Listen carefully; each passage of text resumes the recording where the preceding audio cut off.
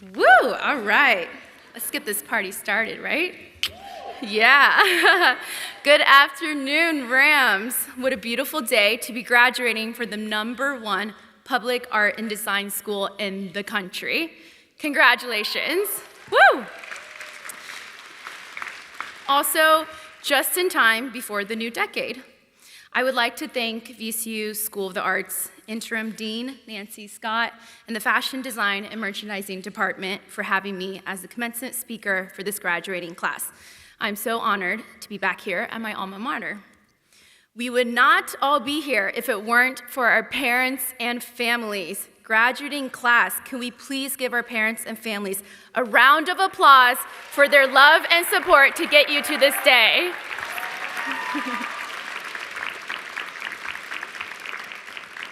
So my parents are here too, and I'm sure they're much happier at this graduation compared to my actual graduation day 7 years ago when I didn't have a job lined up nor any idea what I was going to do with my life.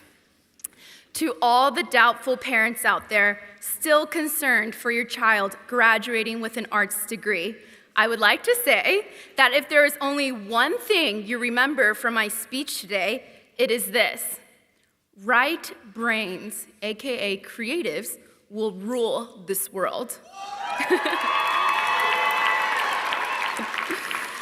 Let me repeat. Right brains and creatives will rule the future. New York Times best-selling author Daniel Pink wrote an entire book on this subject, A Whole New Mind: Why Right-Brainers Will Rule the Future. He stated in the book that an MFA will be more valuable than an MBA as outsourcing, automation, and artificial intelligence replaces lawyers, doctors, and accountants, but will never be able to replace the unique talent of the creatives I see before my eyes. You, my friends, are the future. Don't let anyone tell you otherwise.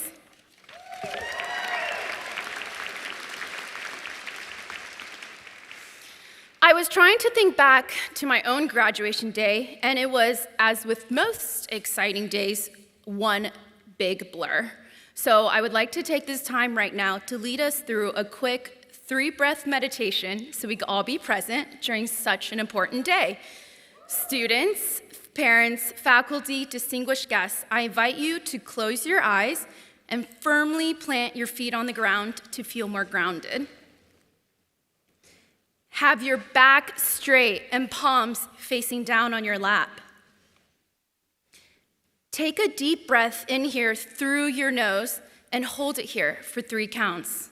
1, 2, 3. Let it out with a sigh through your mouth. Ooh. Take another deep breath in through your nose and hold it here for 4 counts. 1, 2, 3, 4. Let it out with a bigger sigh through your mouth. Last deep breath in through your nose, and we're going to hold it here for 5 counts. 1, 2, 3, 4, 5. Let it out with the biggest sigh you have ever let out. Woo! That feels good, yeah? I understand these speeches are supposed to highlight the successes of my life, but I'm actually going to tell you 3 stories that involve failure. The first story is about how our weaknesses can be our greatest strength, even our superpower. I was born in Minneapolis, Minnesota. When I was 2 years old, I lived with my grandparents in China as my parents were finishing their PhD programs and were also financially strapped in raising my older sister. Right before I turned 4, I moved back to Minnesota with my parents. When I was 7, we moved to Memphis, Tennessee. San Antonio, Texas was home for 3 years during middle school before moving to Charlottesville, Virginia for high school. I had a late start learning English and was enrolled into school right after moving to the States from China as a 4-year-old, as my mom retaught me my ABCs. I was always dubbed the new kid at school, and for years and years would receive a "doesn't live up to her potential" mark on my average grade report cards. So here's the thing about failure. Failure doesn't have to be a specific event or a moment in time. It could be an ongoing narrative in your head. If enough people call you a failure, you can start believing in it. But when I started to realize at VCU, surrounded by a support system of professors who truly believed in me, shout out to Mrs. Arrington, Miss Guthrie, Miss Vidatic, just to name a few, and a fresh environment where standardized testing was thrown out of the window, my weaknesses became my biggest strengths and now have become my superpower. I tell stories for a living now. I interview names from Pharrell Williams to Celine Dion to Nobel Peace Prize recipients. I listen so intently and engage with my interviewers because when I first started school in the US, I had trouble communicating in English, so I just had to listen. Because I was always the new kid at school, I understand the social nuances as an adult to make someone feel at ease off the bat and turn strangers into friends. And I stopped listening to what others had to say about me, such as doesn't live up to potential, and started to listen to myself. The strongest thing you can rely on is your belief system. The belief that you are talented, you are capable, and the belief that your weaknesses can be your strengths and actually your superpower. My second story is how passion will never be reached the first time, or the second time, or the third time. Everyone who knows me solely through the lens of social media thinks my career trajectory has been one smooth ride. So I get a lot of DMs from college grads on Instagram asking me what my exact path was so they can follow in my footsteps.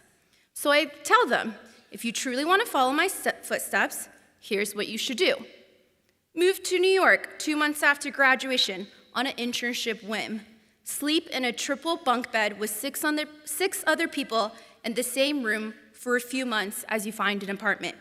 Go to your internship from 9 a.m. to 6 p.m., and then go to your restaurant job from 6:30 p.m. to 1 a.m., 5 days a week. Quit the internship to Chemrand to find a paying job. Interview and get rejected 3 times from your dream magazine company. Interview again another 7 more times. Get hired on as a part-time freelancer. Become full-time a year later after working consecutive 60 to 80-hour weeks. Quit the dream job after almost 4 years without another job or health insurance lined up. Keep fighting for your passion, and well, here I am now. What people don't see on social media is how many rejections and failures I had before even landing a temporary freelance position at Vogue that eventually turned into the start of my career. They say the hardest job to get is always your first job. That's definitely true. They also say, do what you love and you'll never work a day in your life. It's actually more like, do what you love and you'll work harder more than you ever had before. And then sometimes people reply to my long-winded answer on Instagram, and they're like, yeah, maybe I won't take that path. I'll just take another path. And I'm like, yes, duh, take your own path. When it comes to your passion, there's no one right path, and there's definitely not an easy route. Sure, we all want to be at the end of the finish line. We all want to be the commencement speaker podium. But do we want to put in the hours of dedication, of hard work and sacrifice to get here? Truly ask yourself that. And if you're willing to sacrifice it, remember this. It's always easier to sacrifice at the beginning than at the end.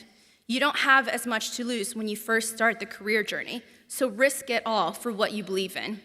I remember when I was at VCU, my friends at pre-med would tell me that the program would purposely schedule the hardest pre-med and biology courses at 8 a.m. in the morning just to weed out anyone who's not serious about the program. You failing the first and second and third time and having perseverance is the universe's way of weeding out those who are not serious about pursuing their passions. Also, understand that when you fail, you only fail upwards, never backwards. So keep fighting, as you'll never reach your passion the first, second, or third time, and there's no one right path to take except your own. My third story is about following the fear. I understand that this time in your life right now seems exciting, yet incredibly scary. It's funny how for the first 20 years of our lives, society dictates every step we should take to be functioning, successful adults. Go to elementary school, then go to middle school, go to high school, major in something you remotely like in college. Get a good job, and voila, you made it. Easy, right? Except this linear model no longer exists. You'll see after you graduate, the lives of your classmates sitting next to you will explode in a million different directions. Some will get married and pop out children before you even get your first job, and that's okay. Everyone says to follow your passion, but I have come to learn to follow the fear. It was the May of 2017. I had flown straight from the Met Gala, yes, where I took that infamous Met Gala selfie, to Stockholm, Sweden, then back to New York, and immediately to LA. From LA, I flew to Kyoto and then Tokyo back to New York. This was all for work. It was my 8th flight at the end of a very long month, and I was finally flying to my sister's wedding where I was the maid of honor and ready to disconnect. As we were taking off, the right engine of the plane caught on fire. The alarms went off and the chutes were deployed as we started to smell smoke. We slid down the chutes and then ran to safety in case the fire caused the plane to explode. We weren't supposed to take any valuables with us, but the only thing I rescued was my maid of honor speech. I was interviewed for Good Morning America, and major press outlets like CNN covered the incident. A few days later, I realized that I wasn't scared of dying in the moment, although that was the closest I've ever been to death. I was more terrified that I would miss out on experiencing my sister's wedding, and I was also scared of this thought that I had kept pushing down and swallowing, refusing to acknowledge. But what would happen if you left Vogue?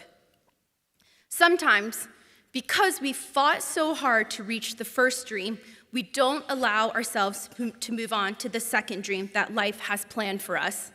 Dreams expire, and oftentimes the dreams that are waiting for us is actually masked in fear.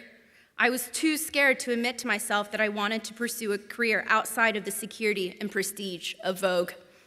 I knew I had always wanted to leave for a while, but was too scared to leap until I physically had to leap onto a slide out of a plane that was on fire. If you don't jump, the universe will somehow make you jump either way. The thing is, we are not scared of death. We are scared of not experiencing everything we wanted to do and accomplish in this life. I read this quote that summed up my definition of fear spot on. Someone once told me that the definition of hell, the last day you have on this earth, the person you became will meet the person you could have become.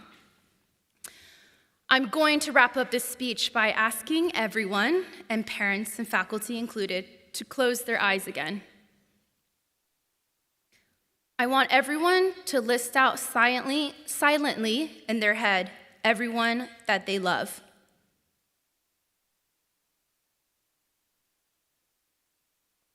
You may now open your eyes.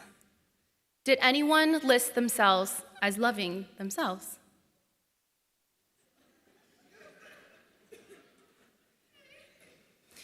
Everyone says my generation and the next, the millennials and Gen Z, are selfish and entitled. I actually think the opposite. I think we care almost too much for this world and the society we are entering. Look at the incredible youth leading the climate movement. Self-love isn't selfish. Self-love is necessary. I believe radical self-love will be the solution to so many of our modern day problems. Loneliness, climate change. When we have respect for ourselves, we have respect for Mother Nature. Marginalized communities. When we see ourselves as wholly human, we can recognize that in anyone, even if they're halfway across the world or in our backyards. And now, as I studiously watch every airplane safety video, remember that we have to put the oxygen mask on ourselves first before helping others. Validation will never come from a job title. Validation will never come from a paycheck, and it definitely will not come from how many followers you have on social media. True validation has to come from within. So please take this moment, graduates, to thank yourself for getting yourself to this monumental day.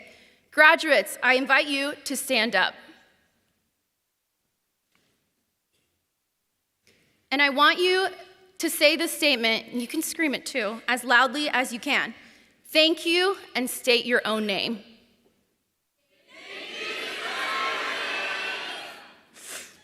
And now I want you to hug and congratulate the person next to you.